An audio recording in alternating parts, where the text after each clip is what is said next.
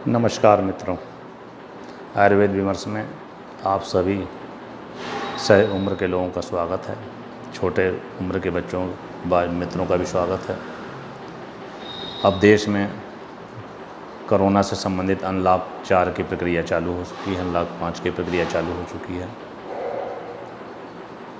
हम लोगों के विचार विमर्श का प्रयास ये है कि कम से कम दवाइयों का सेवन करें, अपने रहन सहन में ऐसा बदलाव लाएं कि कोरोना से संबंधित तीनों समस्याओं से हम लोग बचे रहें। पिछली वीडियो में हमने चर्चा की थी जुकाम के लेकर के, सर्दी जुकाम को लेकर के। आज हम लोग विचार विमर्श करेंगे, चर्चा करेंगे खांसी को लेकर के, गले की परेशानी को लेकर के। कोरोना से जो भी इस समय समस्याएं हो रही हैं उनमें 3 समस्याएं मुख्य हैं: सांस फूलना, सर्दी जुकाम और खांसी। और इन तीनों चीज़ों के पीछे, जैसा कि स्वास्थ्य विभाग द्वारा बताया जा रहा है, जैसा कि वैद्यों डॉक्टरों द्वारा बताया जा रहा है, इम्यूनिटी शरीर की कम होने की वजह से ये तीनों चीज़ें परेशान कर रही हैं। और इस समय एक इम्यूनिटी डेवलप करने की होड़ सी लगी हुई है हम सभी लोगों में। हम आज चर्चा करेंगे गले से संबंधित परेशानी की, क्योंकि इस पीरियड में, इस बीमारी के पीरियड में, इस संकट के पीरियड में लोग खांसी से ही बहुत परेशान हैं, गले की परेशानी से ही बहुत परेशान हैं। सामान्य तौर पर सभी लोग शिकायत कर रहे हैं कि गला साफ़ नहीं रह रहा है, गले में ऐसा लगता है जैसे कोई चीज़ अटक रही है। तो उसके लिए हम लोग आज चर्चा करते हैं। आप लोग भी इसमें विचार विमर्श करिएगा, इस चर्चा में आप लोग भी शामिल होइए, अपने कमेंट कीजिए, अपनी सलाह दीजिए, अपने विचारों से अवगत कराइए। जैसा कि हम सभी लोग जानते हैं, खांसी होने के 3 कारण होते हैं, गले में खराश होने के 3 कारण होते हैं, गले में चिपचिपापन पदार्थ आने के 3 कारण होते हैं। सबसे पहला कारण होता है, हम लगातार बिना बोले, बिना रुके लगातार जब बोलते चले जाते हैं, ज़ोर ज़ोर से बोलते रहते हैं, तो यह परिस्थिति जो है खांसी पैदा करती है। ऐसी परिस्थिति में गला एकदम से सूख जाता है और खांसी सूखी आती है। इसे कहते हैं सूखी खांसी होना, ब्रोंकाइटिस। दूसरा कारण होता है, हम लोग भूख को मारते हैं। भूख लगी हुई है, नहीं खा रहे हैं, किसी चीज़ की खाने की इच्छा पैदा हो रही है, कोई स्वाद मन में पैदा हो रहा है, उस स्वाद को मारते हैं, उस भूख को मारते हैं। उससे क्या होता है कि हमारा गला सूखना शुरू हो जाता है, उससे भी खांसी होती है। एक तीसरा कारण ये होता है कि हम लोग बहुत ठंडे पानी का और लगातार पानी का सेवन करते हैं, गले को तर करने के लिए कि गला तर रहे, गले में चिकनाहट ना हो। और भूख या इच्छा कुछ और करती है, खाते कुछ और हैं हम लोग, उससे भी गला खुश्क रहता है, गले में खराश रहती है और खांसी होती है। ये 3 वजहें होती हैं, और यही 3 वजहें जुकाम को भी पैदा करती हैं। अब अगर हमें खांसी से बचना है तो हमें कोशिश करनी चाहिए कि अपनी भूख को ना मारा करें। पहली बात तो हमारे पास काम की व्यस्तता ऐसी होनी चाहिए कि बार बार भूख नहीं लगनी चाहिए।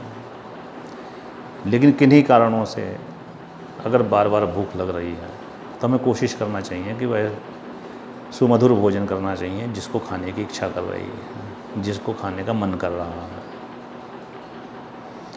और समय समय पर अगर गला खुश्क होता हो तो हमें थोड़ा थोड़ा चाय की तरह पानी पीना चाहिए।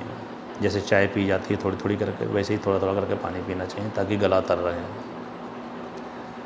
जब सूखी खांसी हो रही हो तो कोशिश ये करना चाहिए कि कोई भी ऐसा पदार्थ गर्म सेवन नहीं करना चाहिए, चूसना नहीं चाहिए जिसको पेट में जाने से गर्मी होती हो। जैसे लौंग, काली मिर्च, इलायची, क्रिस्टल वाली मिश्री, इन सब के सेवन से बचना चाहिए।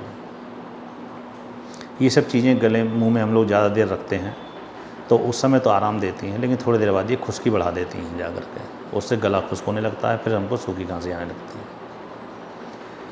और हम बेस्वाद चीज़ें बहुत ज़्यादा खाना शुरू कर देते हैं। बेस्वाद से मतलब ये है कि खाने की इच्छा कुछ करती है, खा हम कुछ रहे और होते हैं। तो ऐसी चीज़ें जब हम खाना शुरू करते हैं तो हमारे मुंह से बार बार पानी आता है, जो बार बार हम थूकते हैं, जिसे डॉक्टर लोग भी और आप भी, हम भी ऐसा समझते हैं कि कफ बहुत आ रहा है, बलगम बहुत आ रहा है। ऐसा तब होता है जब हम भूख और स्वाद के अतिरिक्त कोई चीज़ खान पान करते हैं, तो उससे हमारी खाने की इच्छा ख़त्म होती नहीं है, उससे गले में खुश्की बढ़ती चली जाती है, खांसी बिना मतलब में खांसी आती है। हम सोचते हैं, आप सोचते हैं कि हम ठंडा पानी तो पी नहीं रहे हैं, ठंडी चीज़ तो कोई खा नहीं रहे हैं, नहीं खांसी क्यों आ रही है? तो उसका कारण ये होता है कि हम लोग बेस्वाद और मनपसंद की चीज़ हम लोग खा रहे होते हैं, उससे हमें खांसी होती है। और चौथा कारण होता है बिना मात्रा तय किए हुए ठंडी चीज़ों को खाना, ठंडा पानी पीना या ठंडी आइसक्रीम खाना।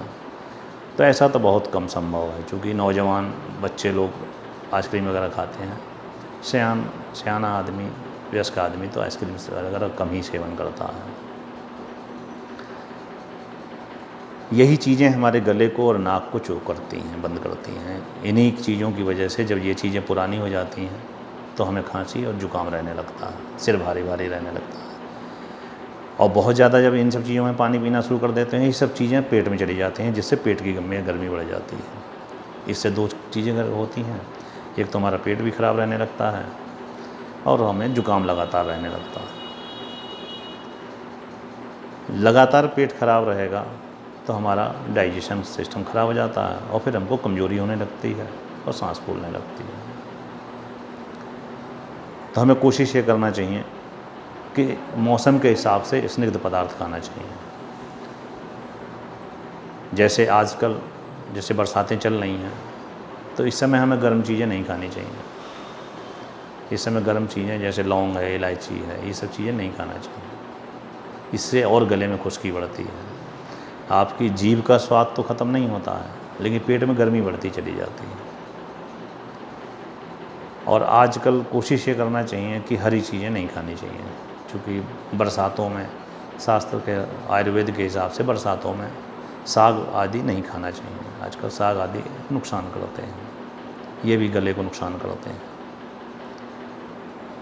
इन्हीं चीज़ों का ध्यान रखते हुए शारीरिक श्रम पूरा करना चाहिए और श्रम करते समय मुंह बंद रखना चाहिए। सांस हमें नाक से लेनी चाहिए। ये दो चीज़ हम करते हैं तो हम जुकाम से ही बचे रहते हैं और खांसी से ही बचे रहते हैं। आजकल थोड़ा सा हम लोग खटाई का सेवन कर सकते हैं, अचार का सेवन कर सकते हैं। अचार और खटाई बरसातों में खाने से जीभ की जो ज़रूरतें होती हैं वो पूरी होती हैं। ये चीज़ कहीं परामर्श में नहीं है, ये चीज़ सेवन करके देखी जाती है। ये स्वानुभूत चीज़ें हैं, इनको उपयोग किया जाता है और ये चीज़ महसूस की जाती है कि हमारा मन कह क्या रहा है खाने के लिए। और ऐसा करिए, स्निग्ध पदार्थ खाइए, गला साफ़ रहेगा। पानी को थोड़ा थोड़ा पीजिए चाय की तरह से। ऐसा करेंगे संभवतः आप गले की और नाक की परेशानी से बचे रहेंगे। और थोड़ा सा इस बारे पे खुद स्वयं भी विचार करें। हम आपस में विचार करके हम एक दूसरे को रास्ता दिखाते हैं। हम उसको परामर्श नहीं देते हैं, हम रास्ता दिखाते हैं। 50% हमारी बात सुनिए, 50% आप लोग खुद विचार करिए, क्योंकि ये शरीर हमारा हमको समय समय पर इशारा हमको करता रहता है कि हमें क्या करना चाहिए। उसको भी ध्यान रखें और इन चीज़ों को भी ध्यान रखें कि हमारा शरीर क्या कह रहा है। इसके हिसाब से अपन जीवनचर्या तय करें। और मेरी शुभकामना है कि आप लोग इन दोनों तीनों चीज़ों से बचे रहेंगे और मेहनत करें, शारीरिक श्रम करें। मेहनत और शारीरिक श्रम भी हमें फेफड़ों में ताकत देता है। और जब भी मेहनत करें, शारीरिक श्रम करें तो मुंह बंद रखें और नाक से सांस लिया करें। आप लोगों को स्वस्थ रहने की शुभकामना के साथ आज का ये वीडियो समाप्त करते हैं। अगली वीडियो में हम लोग इम्यूनिटी सिस्टम पे चर्चा करेंगे, देखें कि इम्यूनिटी सिस्टम हम कैसे बना सकते हैं, बढ़ा सकते हैं, और ये क्या हमारा इम्यूनिटी सिस्टम वास्तव में किसी चीज़ का रिक्वायरमेंट पैदा कर रहा है, या हमारे शरीर, हमारी कार्यविधि की वजह से हमारा इम्यूनिटी सिस्टम हमारे कमज़ोर होता चला जा रहा है। आप भी विचार करिएगा, हम भी विचार करेंगे, और आपस में परामर्श कर, विचार कर एक बेहतर तरीका निकालेंगे स्वस्थ रहने के लिए। तब तक के लिए आप सभी को नमस्कार, और स्वस्थ रहने की शुभकामना के साथ मैं शंभू सुमन सिंह आज का ये वीडियो समाप्त करता हूँ। नमस्कार।